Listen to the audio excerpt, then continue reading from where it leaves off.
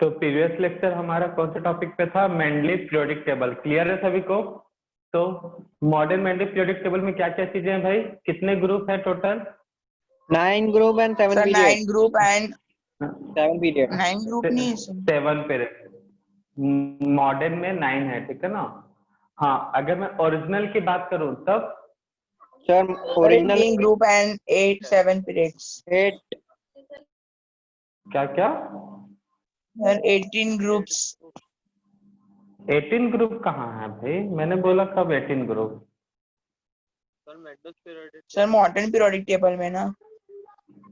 Mainly periodic table में भी पूछ रहे हैं। ओरिजिनल पीरियोडिक टेबल से 63 एलिमेंट थे, ठीक है हाँ ना? सर। 12 ग्रुप थे, ठीक है ना? 7 पीरियड थे, ठीक है?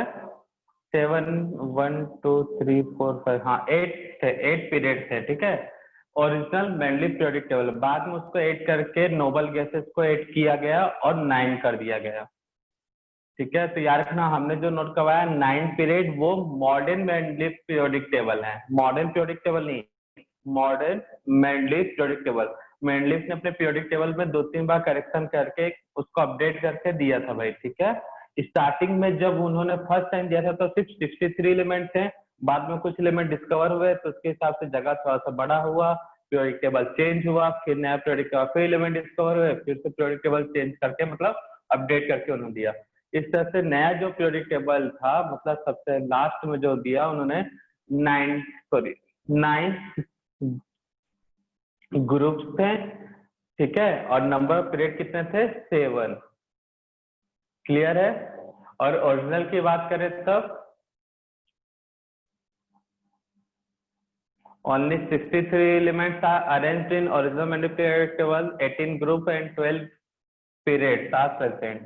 तो उसके बाद प्रॉपर्टीज क्या था, मतलब यूजेस क्या था भैया मेनली पीरियोडिक टेबल का? बता सकते हो हमको? easy to study and predictions of new elements। Easy to study, ठीक है ना? Discovery of some vacant space for discovery of new element. और थर्ड क्या था भाई? Correction in atomic mass. Correction in atomic ये mass। सब था। Arranged in atomic mass. उसके बाद डीमेरिट्स क्या हुआ? सर सबसे हाइड्रोजन की प्लेस नहीं बता पाया। Sir isotopes। Location of hydrogen, isotopes। No separate Isotopes. Location for isotope. Very good.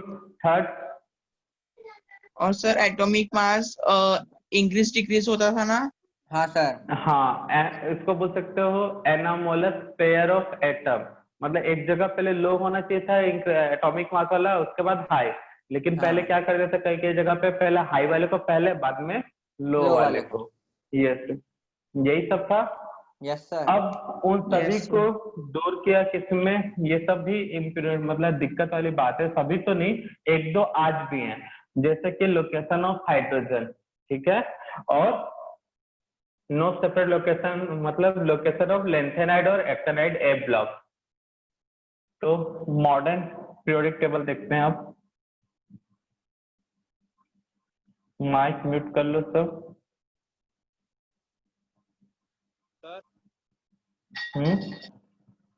Sir जब मेंडल पीरियोडिक टेबल अपग्रेड हुआ था तब उसमें कितने एलिमेंट थे टोटल? अब वो तो बेटा हमको देखना पड़ेगा, ठीक है ना? क्योंकि हर बार एलिमेंट चेंज कर करके उन्होंने दिया था। Okay sir. ठीक है, इसलिए पूछता नहीं है अपग्रेड वाले में, ओरिजिनल वाले में पूछता है वो। तो हेडिंग नोट करो, मॉडर्न पीरियोडिक टेबल, या इसी को बोलते हैं long form of periodic table. तो ये किस पे बेस्ड था? इसके बारे में कुछ सुनी और अनसुनी सी बातें नोट करना। It is based on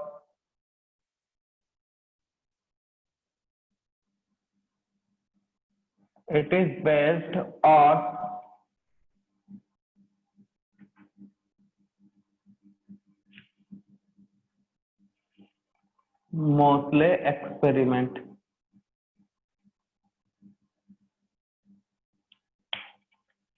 sir इसका नाम हेनरी मोजले है ना? हाँ, it is based on Moseley experiment.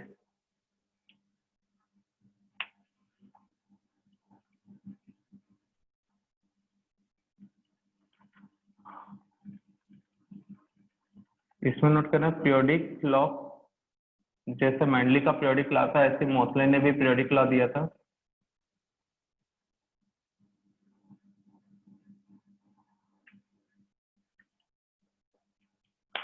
It is based on Mosle experiment periodic law, note करना। The physical and chemical properties, the physical and chemical properties, the physical and chemical, the physical and chemical properties of an element, the physical and chemical properties of an element are periodic function,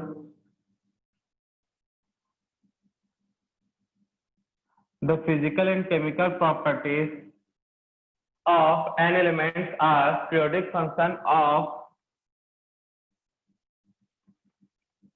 their, वहां पे क्या था atomic, मतलब mainly में क्या था atomic masses, यहाँ पे atomic number. Number.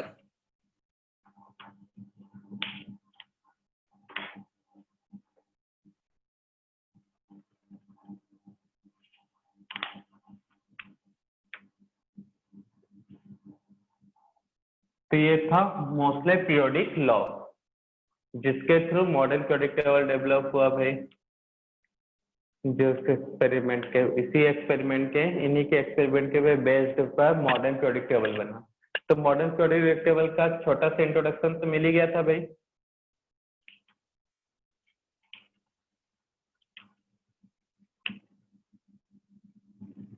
Number of group कितने हैं मॉडर्न पीरियोडिक टेबल में?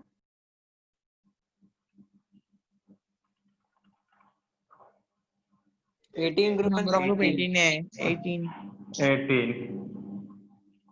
अच्छा, कभी मैंडली के पीरियोडिक टेबल में देखे, अगर मैं सब ग्रुप को भी काउंट करूं तो कितने ग्रुप बन जाएंगे?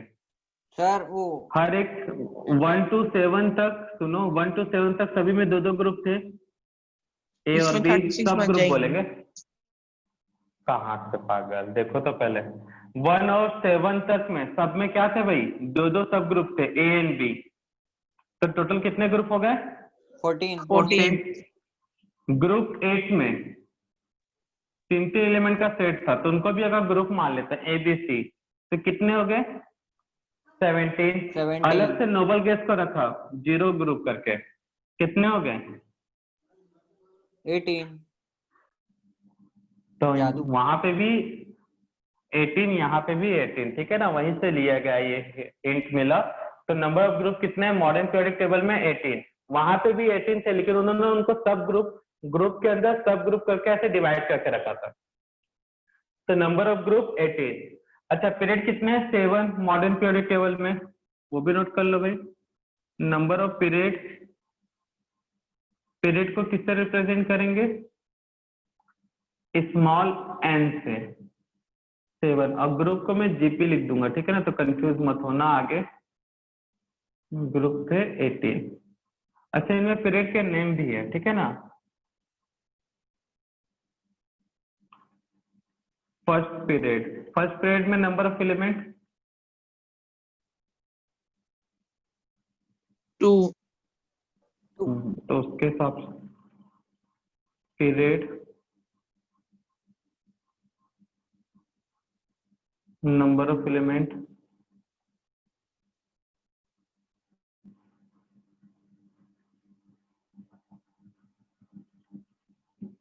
Group name, sorry period name है।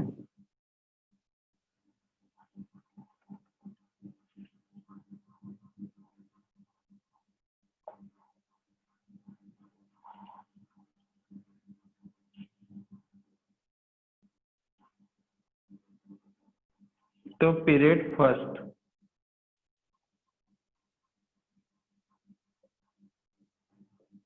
तो फर्स्ट पीरियड में नंबर ऑफ एलिमेंट कितने हैं? 2। बेटा माइक म्यूट कर लो, ठीक है ना, एक दो बार समझ में आता है, अच्छा लगता है। तो उसके बाद पीरियड, फर्स्ट पीरियड में नंबर ऑफ एलिमेंट कितने हैं? 2। और पीरियड, उसके बाद सेकंड पीरियड में बताओ, 9 सर, सेकंड पीरियड में 9 9 होगा सर। कैसे? बढ़िया से देखो, सेकंड एंड थर्ड पीरियड कितने एलिमेंट है बताओ?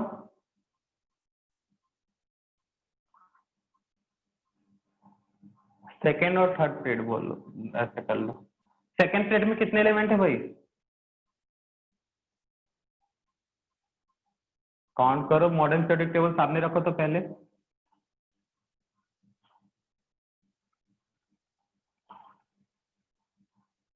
सेकंड पीरियड में कितने एलिमेंट है भाई?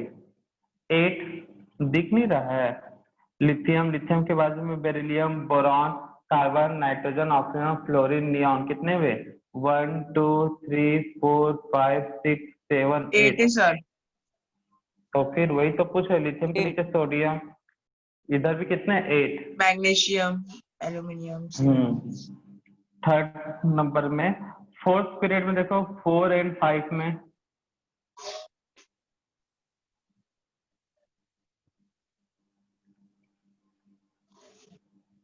कितने एलिमेंट हैं? 18। फोर्थ में 18 है, 18, ठीक है। फिफ्थ में भी 18 है। फिफ्थ में, सिक्स में उसके 7 बाद 6 और 7 में सर 6 में भी 18 है। 18 है सब में सर। नहीं है, बढ़िया से देखो। 6 में 18 है सर, और 7 में 3 है। बढ़ बढ़िया से देखो, दिखेगा। हम बोल रहे 32, कोई मुझे बता सकता है 32 एलिमेंट है वहां पे करके? Yes sir, n square. Yes sir, yes sir. Yes sir, Very मैं good. समझ गया सर। हाँ समझ गया sir. इरिटियम,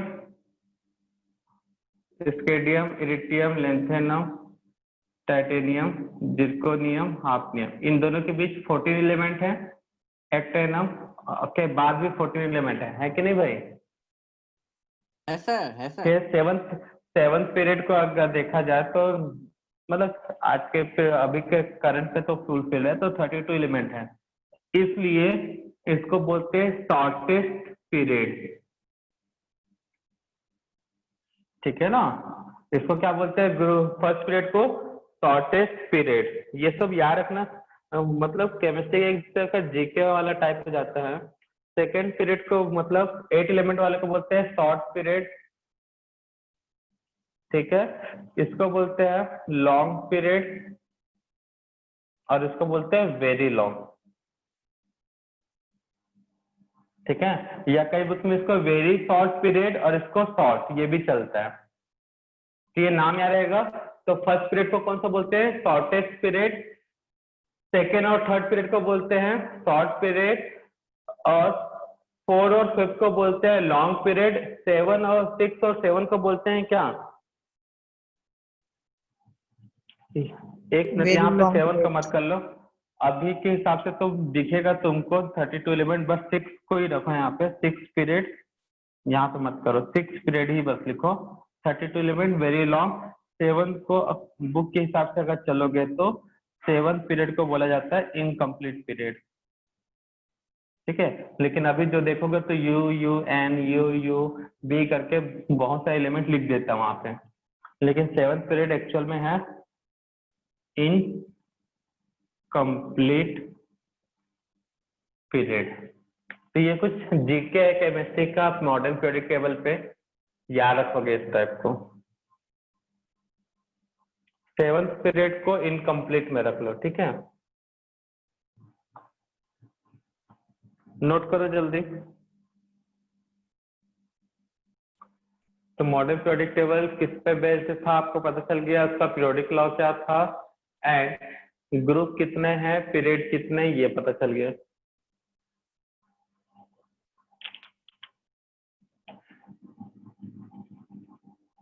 general electronic configuration, electronic configuration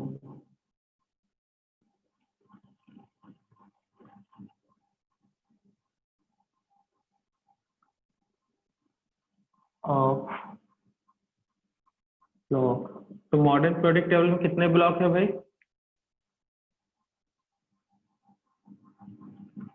sir 4 block कितने? सॉरी हाँ बेटा सही बोल रहे हो, गलत नहीं बोल रहे हो, 4 ब्लॉक है। तो एस ब्लॉक, उसके बाद आता है डी ब्लॉक, टी ब्लॉक भी लिख सकते हो, और उसके बाद इस साइड आता है सी ब्लॉक। अब ए ब्लॉक को अलग से सेपरेट करके बनाया गया है। तो एच में मैक्सिमम कितने इलेक्ट्रॉन आ सकते हैं भाई?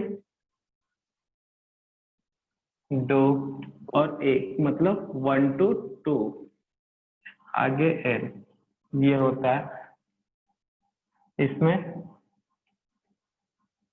General electronic configuration of valence shell कर लेना, valence shell of, valence shell कर लो, तो general electronic configuration of valence shell,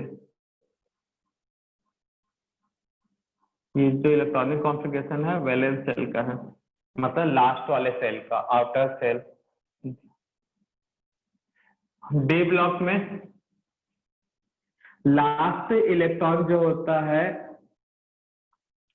n-1 में जाता है, और ns में, डी में 1 में कितना इलेक्ट्रॉन होगा भाई? डी में कितने इलेक्ट्रॉन आ सकते हैं, बोलो जल्दी? 10। 10, और 1 to 10। अब कुछ एलिमेंट में जैसे प्लेटिनम में है, उसमें 0 भी होते हैं, इसलिए मैं 0 to 10 कर रहा हूँ। बस एक एलिमेंट है पीडी, जहाँ पे डी में 0 इलेक्ट्रॉन होता है, सॉरी डी में 1 to 10 करना, एस में 0 होता है, इसलिए 0 to 2, ठीक है ना? यहाँ पे एस में 0 to 2 भी सही है, अगर 1 to 2 करोगे तो भी सही है। एक पीडी करके एलिमेंट है जहाँ पे एस में 0 इलेक्ट्रॉन होता है, तो या तो उसको एक्सेप्ट करके लिख सकते हो, फिर सर ये एक्सेप्ट पीडी, छोड़ो रहने दो, वैसे ही रहने दो, उसको अलग से नोट करवा देंगे जब इलेक्ट्रॉनिक कॉन्फ़िगरेशन का टेबल बनवाएंगे तब। सर ये समझा नहीं सेकंड बार। बेटा ये सब याद रखना है, अभी समझना नहीं है, ऐसे नहीं समझेगा। जब इलेक्ट्रॉनिक कॉन्फ़िगरेशन लिखोगे ना तब समझेगा। अभी बता रहे एग्जांपल यहाँ पे, पहले इसको लिखो।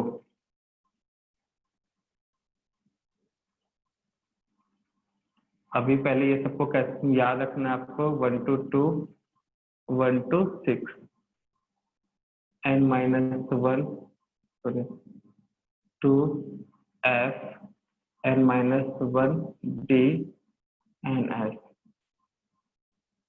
तो 1 s में तो यहाँ कंपल्सरी है 2, d में 0 to 1, और f में 1 to 40। हाँ कोई बोल रहा था समझा नहीं बेटा, मुझे स्केडियम का इलेक्ट्रॉनिक कॉन्फ़िगरेशन लिख के बताना। तो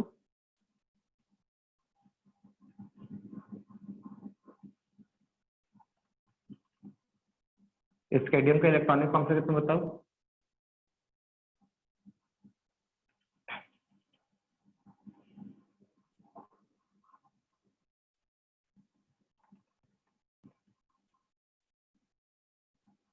एस ब्लॉक में सोडियम ले लेता हूँ, यहाँ पे स्केडियम ले लेता हूँ, एक आध 2 एलिमेंट और ले लेते हैं, आयरन। और वो पी HP ब्लॉक में एल्यूमिनियम, ऑक्सीजन। हाँ बेटा बोलो।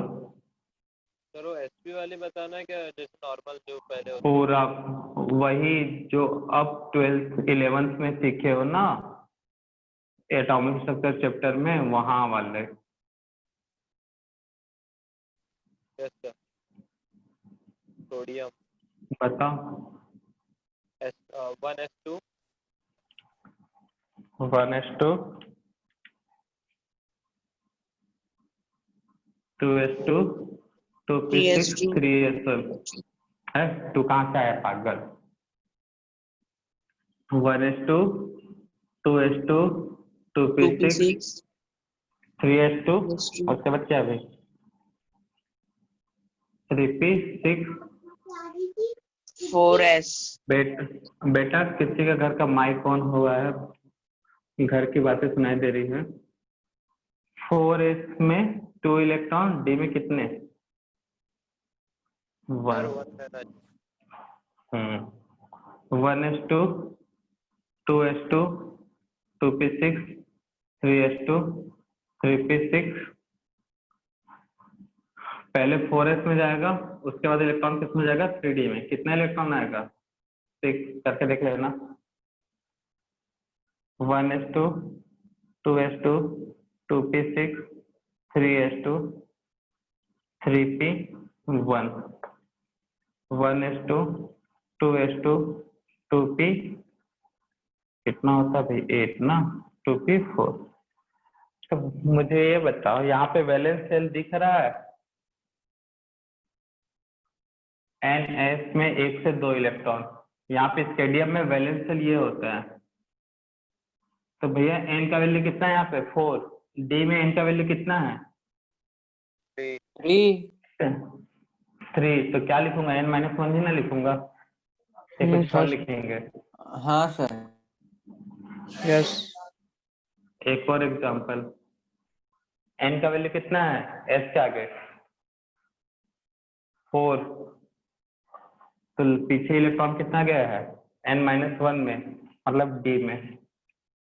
इलेक्ट्रॉनिक कॉन्फ़िगरेशन अगर P का देखूं तो वैलेंस शेल होता है S और P। तो ये दोनों का N सेम इसलिए NN आया। यहाँ पे भी दोनों का N सेम है, बस और क्या। फिर इसको याद रखना है इसको, ठीक है ना, इस पूरे चीज को आपको याद रखना है।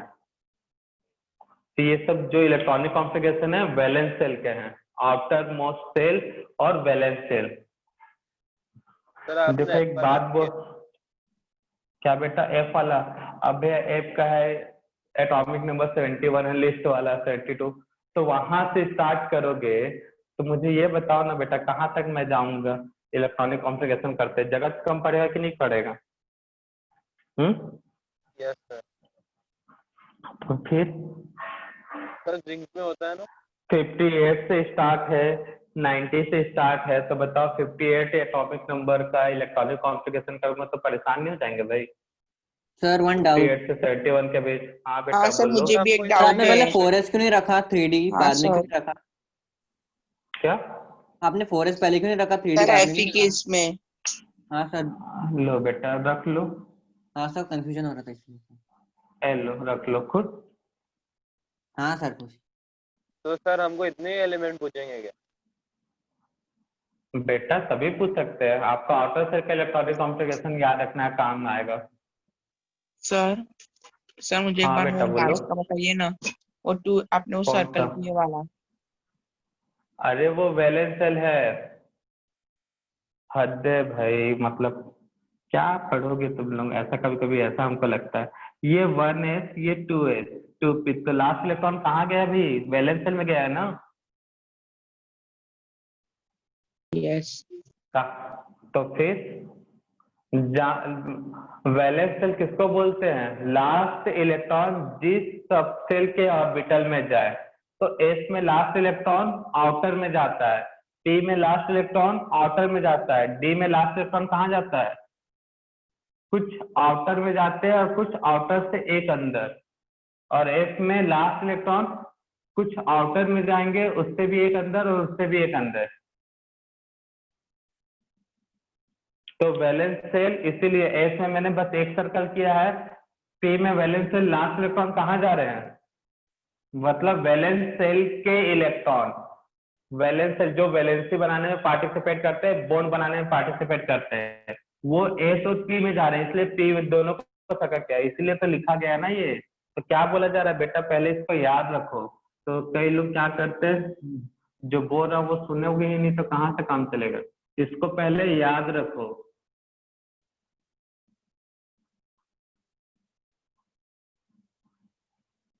इसको आपको रखना है पहले। ये वैलेंस सेल है, तो भैया यहाँ पे दिख रहा है एस और पी, इसलिए मैंने एस और पी के नीचे सर्कल किया है। यहाँ पे दिख रहा है n-d और s, इसलिए n-1 और d के नीचे सर्कल किया है। यहाँ पे दिख रहा है ns, इसलिए मैंने s के नीचे सर्कल किया है। अब बताओ भाई, जब बोला जा रहा है इसको याद रखो तो काहे नहीं याद रखते हो भाई, क्या दिक्कत है, कैसे काम चलेगा? और बताओ किसी को कोई डाउट है, क्यों सर्कल किए, इतने एलिमेंट के लिए। अब भैया 118 एलिमेंट को थोड़ी ना बताते रहेंगे एक एक को, आज जाके खुद करके देखो 118 एलिमेंट तक इलेक्ट्रॉनिक कॉन्फ़िगरेशन, आपको खुद ब खुद समझ में आ जाएगा। और यही होमवर्क दे दे तब फिर नहीं सर होमवर्क तो हमसे होता नहीं है सर, चालू हो जाओगे। जिनको डाउट हो रहा है ना भाई इतने एलिमेंट्स में शायद हो रहा होगा, तो आज जाए 1 से लेके 118 एलिमेंट के इलेक्ट्रॉनिक कॉन्फ़िगरेशन लिख के देखे, और फिर देख लेना यहाँ से इन्हीं के जैसा मिलते जुलते इलेक्ट्रॉनिक कॉन्फ़िगरेशन मिलेगा। कर सकते हो इतना? बोलोगे सर बहुत ज्यादा हो गया अब तो आपको जनरल इलेक्ट्रॉनिक कॉन्फ़िगरेशन याद रखना है। नहीं याद रखोगे तो क्या होगा भाई, कभी इससे डायरेक्ट ये क्वेश्चन आ गए तो बनेगा नहीं भाई। कई लोगों को लगता है ये बड़ा सिंपल सा चीज है, ये भी कोई क्वेश्चन होता है, तो भाई क्वेश्चन क्वेश्चन होता है, सिंपल और टफ नहीं होता। एग्जाम में कुछ भी पूछ सकता है। और कई लोग जो सोचते हैं कि बस थोड़ा सा डिफिकल्ट टाइप के क्वेश्चन आते हैं, डिफिकल्ट जो क्वेश्चन होते हैं वही एग्जाम में आते हैं, तो भैया इस भ्रम में कभी मत जीना, ठीक है। कुछ क्वेश्चन बहुत ही ज्यादा सिंपल होते हैं और कुछ बहुत ही ज्यादा हार्ड होते हैं और कुछ मीडियम टाइप के होते हैं। एग्जाम में सभी टाइप के क्वेश्चन मिलते हैं, तो नोट कर लो। और ये समझाने के लिए था। तो वैलेंस शेल कहने का मतलब क्या होता है, जो इलेक्ट्रॉन या जिस सेल के इलेक्ट्रॉन बॉन्ड बनाने में केमिकल रिएक्शन में पार्टिसिपेट करते हैं उनको हम लोग बोलते हैं वैलेंस सेल। ये चीज समझने वाला है। तो वैलेंस सेल क्या होता है भाई, जहां के इलेक्ट्रॉन बॉन्ड बनाने में पार्टिसिपेट करे या फिर वहां के इलेक्ट्रॉन केमिकल रिएक्शन में पार्टिसिपेट करे उन्हें क्या बोलते हैं वैलेंस सेल। तो एस में वैलेंस सेल कौन सा होता है, ओनली आउटर सेल। एस में वैलेंस सेल कौन सा होता है, ओनली आउटर सेल। पी में वैलेंस सेल कौन सा होता है, उसमें भी ओनली आउटर सेल। डी में वैलेंस सेल कौन होता है, आउटर सेल के साथ एक इनर सेल का भी। डी में चलो देखो इसमें कुछ बातें नोट कर लो भाई, कई लोग वैलेंस सेल पूछेंगे तो।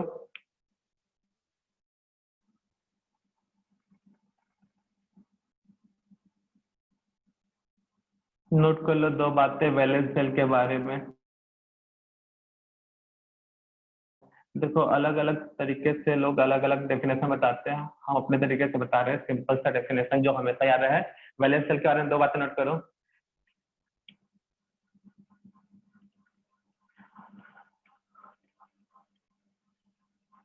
When an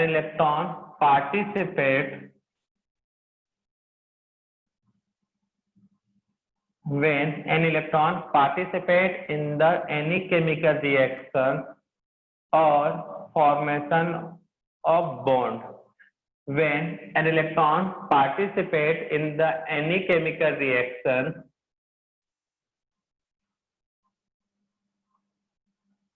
when an electron participates in the any chemical reaction or formation of bond is called valence electron is called valence electron is called valence electron.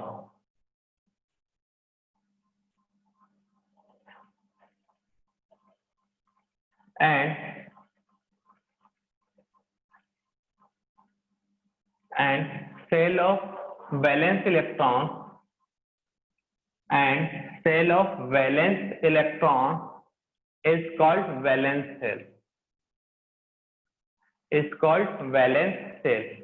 Note कर लिया definition, क्या बोले हमने, when an electron participates in the any chemical reaction and या फिर और बोले थे ना, और formation of bond, chemical reaction में पार्टिसिपेट करेगा तो जाहिर सी बात है बॉन्ड कहीं ना कहीं तो बनेगा ही, is called valence electron. And shell of valence electron is called valence shell. Shell of valence electron is called valence shell. Note कर लिए? उसके बाद कुछ और एक चीजें नोट करना है। वैलेंस सेल, ये सब चीजें केमिस्ट्री का मतलब बेसिक चीजें हैं। ये सब कोई बताता नहीं है, किसी बुक में लिखता नहीं है, आपको खुद समझना पड़ता है। लेकिन नहीं समझ पा रहे हो तो हम नोट करवा दे रहे हैं भाई, ठीक है ना? नहीं तो 10 बुक छान मान लो, वहाँ कहीं बुक में नहीं मिलेगा ना, कोई बहुत कम टीचर ही इसको बताते हैं वैलेंस सेल कौन कौन से होते हैं। बताने का क्या, ये जो मैंने जो इलेक्ट्रॉनिक कॉन्फ़िगरेशन लिखा है उसी से लोग समझते हैं। और नहीं समझ पा रहे हो तो लिख देते हैं भाई।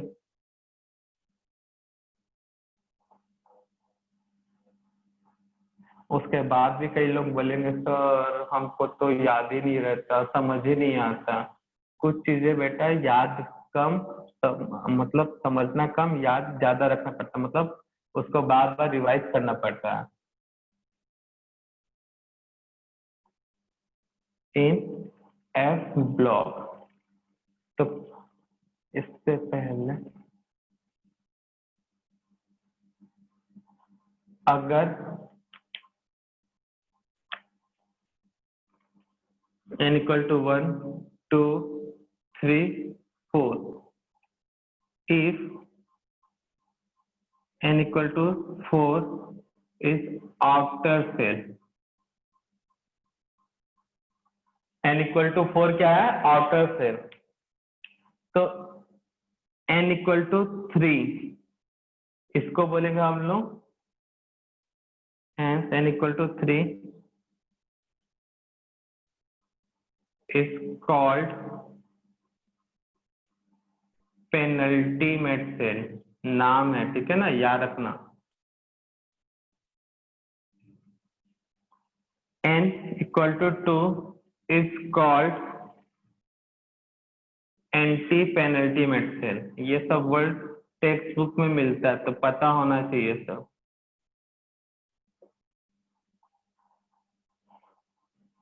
पेनल्टीमेट सेल मतलब ये क्या है? आउटर सेल है। आउटर सेल से जस्ट एक अंदर के सेल को क्या बोलते हैं? Penultimate shell. ये होगा पेनल्टीमेट सेल।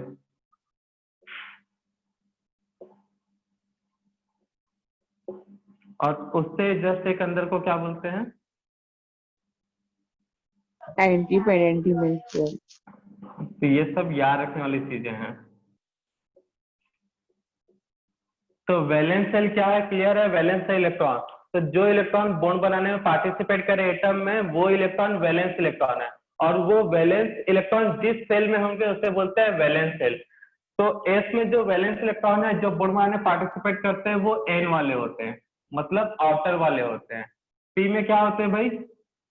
वैलेंस सेल, इसमें भी एन वाला होता है। डी में एन और एन के साथ n-1, और एफ में n-1 के साथ n-d, सॉरी n-2d बोल दिए थे। ये याद रखना है। मतलब एन में, एस में वैलेंस सेल कौन होते हैं? Outer cell. पी में भी वैलेंस सेल कौन होते हैं? Outer shell. डी में वैलेंस सेल क्या होते हैं? आउटर सेल के साथ पेनल्टीमेट सेल, ठीक है ना? डी में आउटर सेल के साथ क्या होंगे? Penultimate shell. और एफ में वैलेंस सेल कौन कौन से होंगे बताओ? एफ में वैलेंस सेल कौन कौन से होंगे? एन मतलब आउटर सेल, लिखा है ना भाई, एन मतलब आउटर सेल, एन से एक कम पेनल्टीमेट सेल, एन से 2 कम एंटी पेनल्टीमेट सेल। तो इस कंक्लूजन को मैं बोल सकता हूं, if n is outer shell तो n-1 क्या होगा?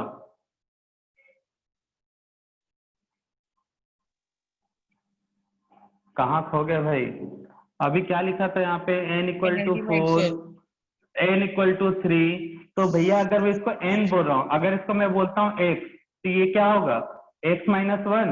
इसको मैं बोल रहा हूँ n इक्वल टू 2, तो x-2 होगा कि नहीं होगा? होगा सर।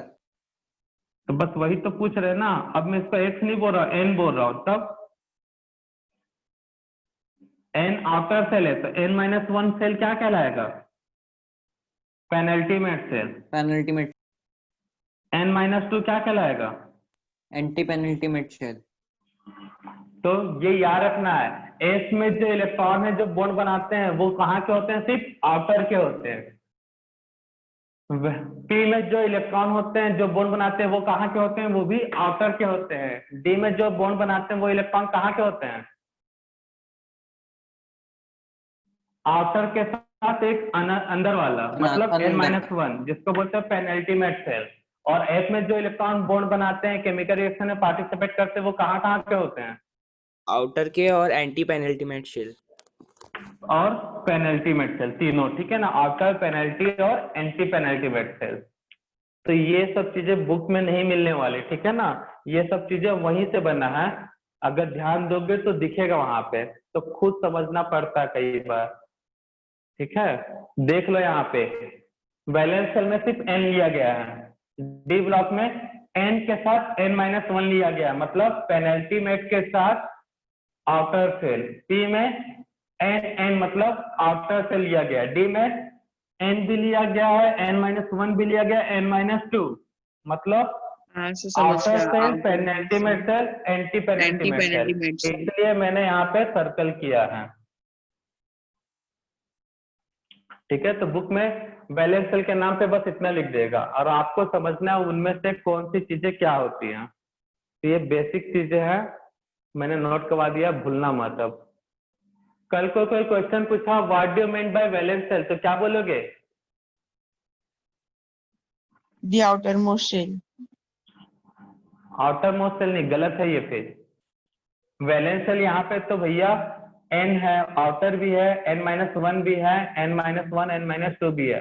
दिमाग में बैठा लो, वैलेंस सेल हमेशा आउटर सेल हो ये कंपलसरी नहीं है। हम बोल रहे हैं वैलेंस सेल हमेशा आउटर सेल हो ये कंपलसरी नहीं है, लेकिन आउटर सेल वैलेंस सेल हो सकता है।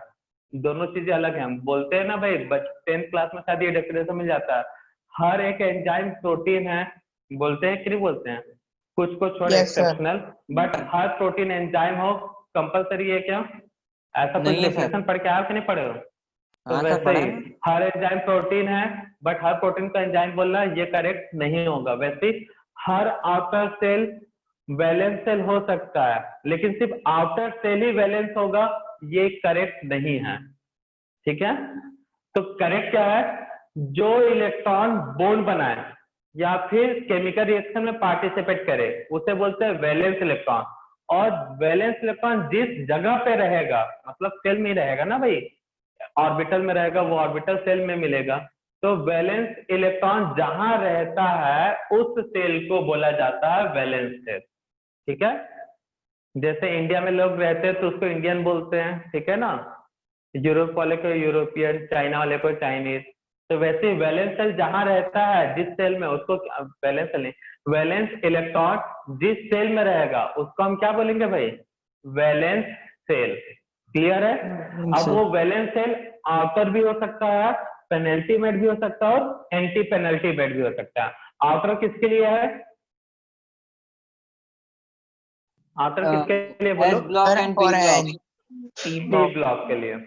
वैलेंस सेल इनर वाला, मतलब वैलेंस सेल आउटर और पेनल्टीमेट किसके लिए है?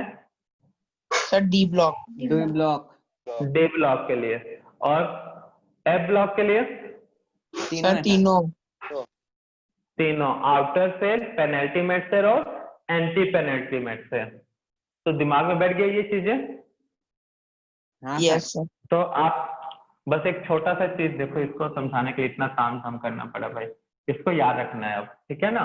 और याद रखना, आगे कभी भी पढ़ोगे, शायद 11th के बाद 12th में भी जाओगे भाई, ठीक है ना? शायद वाली बात नहीं है, जाओगे ये सब। और वहां पे जब पढ़ोगे एस ब्लॉक के बारे में, एस ब्लॉक तो 11th में पढ़ोगे, टी ब्लॉक का आधा पार्ट 11th में रहेगा, आधा पार्ट 12th में, डी ब्लॉक टोटली 12th में, एफ ब्लॉक टोटली 12th में। यहाँ पे इनके जो केमिकल रिएक्शन है, केमिकल प्रॉपर्टीज हैं, कुछ कंपाउंड, इनके स्ट्रक्चर, इनके वैलेंस से इलेक्ट्रॉनिक कॉन्फ़िगरेशन पे बेस्ड होते हैं। क्यों? अभी कुछ देर पहले मैं बताया, क्योंकि बॉन्ड कौन बनाता है? वैलेंस से इलेक्ट्रॉन बनाते हैं। तो आपको वैलेंस सेल के इलेक्ट्रॉन के बारे में अच्छा खासा नॉलेज होना चाहिए, उसके लिए वैलेंस से इलेक्ट्रॉनिक कॉन्फ़िगरेशन पता होना चाहिए। अब कई लोग पूछ लेंगे सर यहाँ पे एन क्या है, तो बालक बता देते हैं, तुम लोग पूछो उससे पहले।